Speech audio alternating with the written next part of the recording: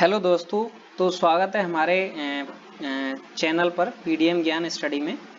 तो आज का हमारा टॉपिक है चांदीपुर वायरस। तो ये टॉपिक है अभी मतलब करंट का ही टॉपिक चल रहा है, क्योंकि ये अभी गुजरात में प्रोबेबली फैल रहा है ये, तो इसलिए इम्पोर्टेंट टॉपिक है। और आपको हमारा वीडियो अच्छा लगे तो लाइक ज़रूर करके जाएं। तो बात करते हैं हम चांदीपुर वायरस की। तो ये जो चांदीपुर वायरस है इसको वैज्ञानिक रूप में चांदीपुर वेसिकुलो वायरस भी बोलते हैं, इसको के नाम से भी जानते हैं, या चांदीपुर वेसिकुलो वायरस भी बोलते हैं इसको। और ये रैप्डोवायरिड का वायरस जो है उसी परिवार का एक सदस्य है ये, मतलब हम कह सकते हैं कि रैप्डोवायरिड वायरस है, उसी का ही इनहांस वर्जन है, या उसी से ही प्रेरित है ये। तो दूसरा है हमारा, और ये जो वायरस है चांदीपुर इंसेफ्लाइटिस से जुड़ा है ये। तो आगे हम बात करते हैं इससे प्रभावित क्या क्या होता है उस तरह से। ये एक गंभीर बीमारी है जो न्यूरोलॉजिकल बीमारी भी बोलते हैं इसको हम। इसमें सबसे पहले अगर ये वायरस फैलता है तो मस्तिष्क में सूजन आती है। जो हमारा मतलब सिर है, मस्तिष्क है, उसमें सूजन आती है सबसे पहले। और इस वायरस मतलब ये वायरस सबसे पहले 1965 में महाराष्ट्र के एक चांदीपुर गांव है, तो वहां मतलब इसकी पहचान की गई थी सबसे पहले 1965 में। तो एक प्रश्न यहाँ बनता है कि चांदीपुर वायरस सबसे पहले कहाँ देखा गया और कब देखा गया। तो 1965 में महाराष्ट्र में और कहाँ था, चांदीपुर में। चांदीपुर एक गांव था, वहां देखा गया। तो यहाँ ये प्रश्न इस तरह से बन सकता है। और इसका जो विशेष रूप है ये ग्रामीण क्षेत्रों में फैलता है, और 15 वर्ष से जो कम उम्र के बच्चे हैं उनको ज्यादा मतलब उन्हीं में ये प्रभावित रहता है। और ये जो वायरस है, चांदीपुर जो वायरस है, ये अविशिष्ट है आरएनए वायरस से। तो अगला है हमारा, और इसका जो मुख्य रूप है जो मतलब संचरित होता है वो है फ्लेबोटोमाइन सैंड फ्लाइज हैं, इनसे ये ज्यादा संचरित होता है, मतलब फैलता है ये फ्लेबोटोमाइन सैंड फ्लाइज से।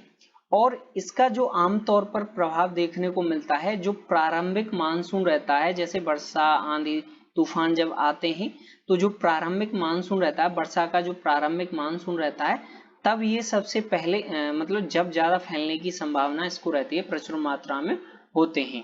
जो सैंड फ्लाइज है ये तब ही प्रचुर मात्रा में होते हैं। अब हम थोड़ा इसके जो लक्षण हैं, जो चांदीपुर वायरस के जो लक्षण हैं उनके बारे में हम जानते हैं।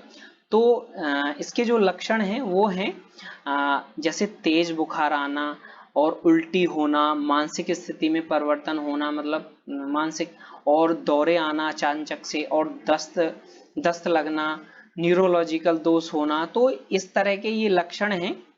और ये एक मेन पॉइंट यहाँ ये भी है, ये जो 15 वर्ष से कम बच्चे होते हैं, मतलब 15 वर्ष की उम्र से जो कम बच्चे रहते हैं, ये उनमें ही फैलता है ये। अब हम थोड़ा बात करते हैं, और ये मतलब गंभीर मामलों में इससे कोमा में भी जा सकता है, और मृत्यु का कारण भी मतलब इंस्टेंट मृत्यु भी हो सकती है इससे। और अक्सर लक्षणों की शुरुआत 24 से 48 मतलब डेढ़ दिन में, लगभग डेढ़ दो दिन में इसके लक्षण फैलते हैं। तो आगे हम बात करते हैं, जो इसका प्रकोप था 2003-4 में एक ऐतिहासिक प्रकोप था, क्योंकि यहाँ बहुत ज्यादा मौतें हुई थी, मृत्यु हुई थी, मृत्यु रेट दर ज्यादा था। तो जब ये 2003-4 में ये इन राज्यों में फैला था, आंध्र प्रदेश में और महाराष्ट्र में और गुजरात में, तो इसमें 300 से ज्यादा अधिक बच्चों की मृत्यु हुई थी तब 2003-4 में। कितने बच्चों की? 300 से ज्यादा, 300 प्लस मतलब मृत्यु हुई थी तब। और जो इसकी मृत्यु रेट दर है वो 56% से लेकर 75% के बीच। तो आप देख सकते हैं कि कितना हाई था। अगर आपको हमारा वीडियो अच्छा लगे तो भाई आपसे एक गुजारिश है, लाइक जरूर करके जाएं। तो आगे हम बात करते हैं। तो ये जो अभी करंट में इसलिए चल रहा है क्योंकि इसका प्रभाव गुजरात में बहुत ज्यादा देखने को मिल रहा है अभी करंट में जुलाई में। जुलाई ये 23 का डेटा है। तो ये गुजरात में एक संदिग्ध प्रकोप की सूचना मिली है अभी, जो कम से कम 29 लोगों की तो पुष्टि 29 बच्चों की तो पुष्टि की जा चुकी है कि इनकी मृत्यु इसी से हुई है। और जो 15 मौतें हुई हैं वो संदिग्ध हैं, उनका अभी पता नहीं है कि किस कारण से मृत्यु हुई है।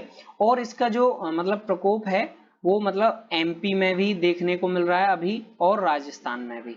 तो ये दो राज्य भी थोड़ा इससे कनेक्ट फैल रहा है ये थोड़ा थोड़ा।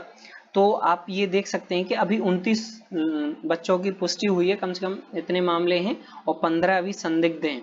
तो ये बड़ी ही गंभीर समस्या है।